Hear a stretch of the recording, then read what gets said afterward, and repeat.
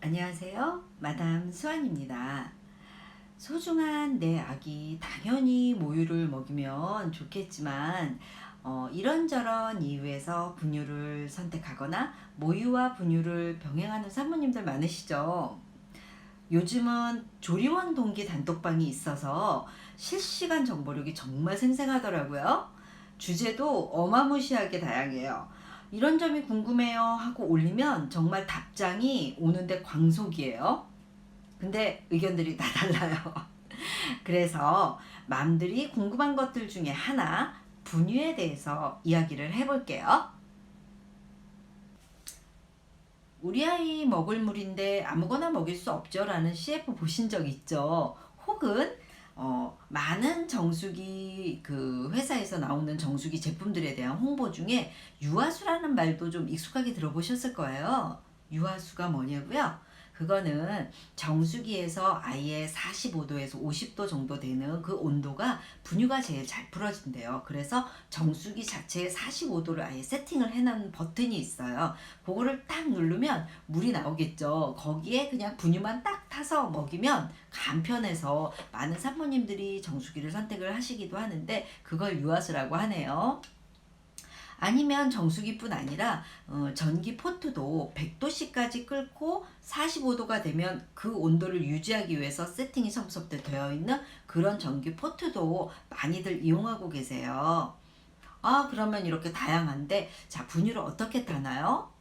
어떻게들 타세요? 자, 물을 먼저 붓고 분유를 붓고 막 흔들어서 먹여. 아니면 분유를 먼저 넣고 물을 넣고 또 막 흔들어서 먹여. 그쵸? 어느 방법이든 상관은 없어요. 그렇지만 요 분유는 지금 시중에 나와 있는 제품이거든요. 여기에 표기되어 있는 지침을 제가 읽어볼게요.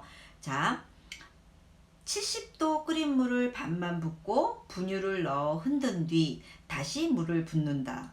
저도 이렇게 했던 것 같아요. 이 70도? 웬 70도? 아까는 유아수가 45도라면서요. 45도와 70도는 갭이 너무 크지 않나요? 그쵸? 그렇게 생각하시는 분 계실 거예요. 나 그럼 여태까지 잘못하고 있던 거였어? 물 온도가 높으면 영양소가 파괴된다. 분유가 제일 잘 풀어지는 온도가 45도니까 거기다 타 먹는 게 제일 나은 것 같아. 아니야. 물은 무조건 팔팔 끓여야 돼. 그래야 안심할 수 있을 것 같아. 그래서 물을 팔팔 끓이고 난 다음에 식혀서 먹여야 되는 게 맞아. 이렇게 말하시는 분들도 있죠. 정말 제각각이에요, 정보가. 나 너무 헷갈려. 해당 업체의 답변을 들어봤는데요. 해당 업체 혹시 모를 감염 때문에 70도 이상 끓여야 한다네요. 그래서 제가 막 검색을 해봤어요.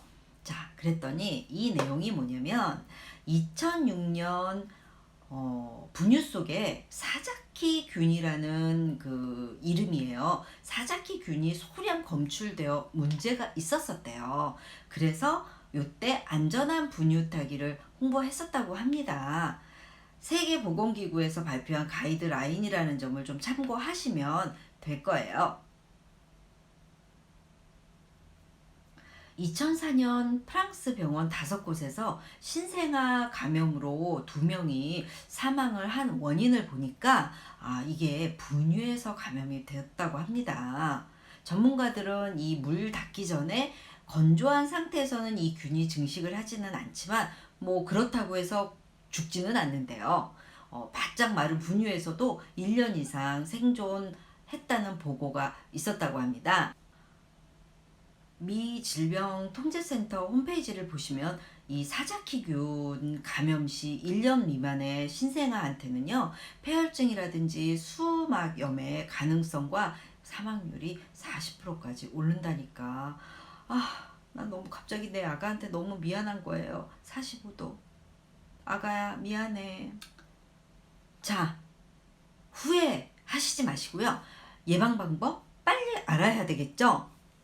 감염 예방은 무조건 소독하고 무조건 소독 보관이라는 거 알고 계시죠? 아기들을 괜히 못 만지게 하는 게 아닙니다. 균이 활동하지 않게 70도 이상의 물에 분유를 타라는 권고안이 이래서 나오게 된 거라고 해요. 그럼에도 국내외 분유업체에서는 50도의 물을 사용 지침으로 유지를 하고 있다고 하는데요. 왜냐하면 영양분이 파괴가 된다? 어, 유산균이나 비타민 같은 성분은 열에 약하기 때문에 파괴될 수 있다. 그래서 또 WHO에서 실험을 했더니 열 때문에 심각한 손상은 비타민이었다고 합니다. 65.6%나 감소했다고 하네요. 그러면 어떡하라고 어쩌라고. 이때는 롱롱타임어고 기회비용이라는 말을 기억해야 해요. 둘 다 가질 수 없다면 선택을 해야 되는데 더 중요한 거를 선택해야 된다는 거죠. 멸균 공정을 강조하는 한국 업체가 솔직히 현재 기술로서는 완벽하게 멸균 분유를 만드는 건 힘들다고 보고를 했대요. 누가? WHO가. 100번 양보를 해서 원자재나 제조 과정에서는 완벽했다 쳐요. 그럼에도 우리 집에서 보관하거나 분유를 타는 과정에서도 또 감염의 위험성은 도사리고 있다고 합니다. 분유통에 있는 숟가락을 우리 더러운 손으로 잡는다거나 젖병이 오염되었다거나 하는 그런 이유로 모든 가능성은 들 수 있겠어요. 실제로 1995년 분유로 인한 살모넬라균 감염 사례가 6건이나 있었고요. 12개월 미만의 신생아나 미숙아들이 이런 부분에 대해서 상당히 취약하다는 거죠. 그러면 자, 또 세계보건기구에서 발표한 가이드라인에 의한 안전한 분유 타기를 알려드릴게요. 젖병을 세척한 후에 열탕을 위한 물에 완전히 잠겨서 그 거품이 생기지 않을 정도로 젖병이 물에 잠겨야 돼요. 그 다음에 뚜껑을 닫고 팔팔 끓이세요. 그 다음에 그 끓인 걸 건져내고 이제 손이 아닌 집게를 이용해서 완전하게 조립을 하고 보관을 해요. 요즘은 살균 건조기에 보관들 많이 하시죠. 그러니까 항상 이 손은 청결하게 닦고 분유를 타야 되는 게 맞아요. 그 다음에 끓는 물을 이제 뭐 제가 자꾸 붓고 뭐 분유를 넣고 막 이러는데 감이 안 오시잖아요. 자, 요번에 80ml를 먹는다는 기준을 해볼게요. 그러면 끓는 물을 40ml 정도 붓고요. 그 다음에 분유를 이제 2숟가락 넣는 거예요. 한 수저에 40이라는 가정하에.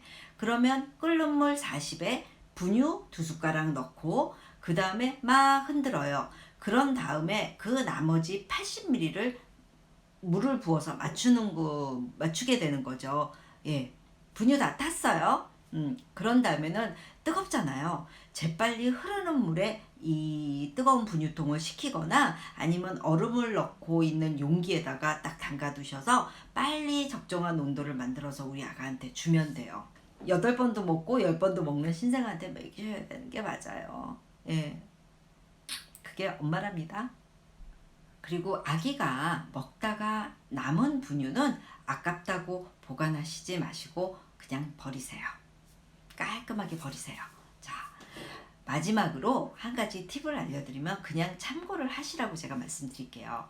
그 멸균된 액상 조제유가 있죠. 우리는 그냥 시중에 분말을 많이 타시잖아요. 근데 액상 분유가 있어요.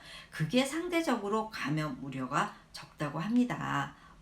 근데요, 단점은 뭐냐면 이게 걔네들은 액상이다 보니까 한번 개봉을 하면 보관이 또 오랫동안 할 수가 없어요.